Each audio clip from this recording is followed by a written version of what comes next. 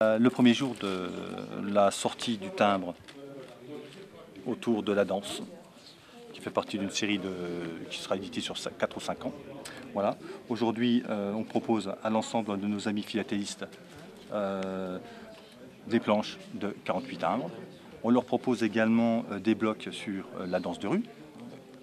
Voilà. Je le mets dans le bon sens parce qu'effectivement, la danse de rue, tout est à l'envers. Le timbre est lisible dans les deux sens pour que les philatélistes puissent envoyer le souvenir à leurs collègues, donc le souvenir philatélique, le timbre sur la salsa, le timbre à date, le cachet à date fait du timbre, avec la date d'aujourd'hui, effectivement, et la lettre verte qui permet de renvoyer le souvenir à chacun de ses amis. Voilà, c'est ce qu'on propose aujourd'hui.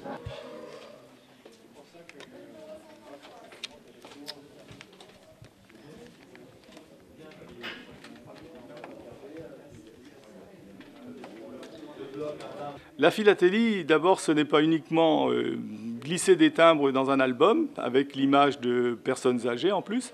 C'est aussi la collection de genres thématiques où on choisit un sujet qui nous plaît, genre les fleurs, les oiseaux ou un sport, et on recherche tous les documents postaux relatifs à ce sujet. C'est aussi une autre branche actuellement qui tourne autour du patrimoine sur les marques postales.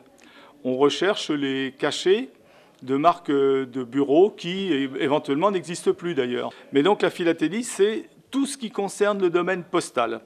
Donc ça peut être, comme l'un de nos adhérents a exposé, c'est-à-dire les partitions de musique relatives à la poste. Ça peut être, on a une thématique sur la rose, c'est-à-dire que cette personne qui était ancien jardinier collectionne tout sur la rose. Ça peut être aussi une étude sur la poste à Pontigny, qui est présentée, avec tout l'aspect historique que ça peut avoir, puisque, par exemple, l'abbaye de Pontigny a été hôpital militaire pendant la guerre de 14 et a reçu des blessés. Hôpital, en plus, peu courant en France, puisqu'il était entièrement géré par des Américains.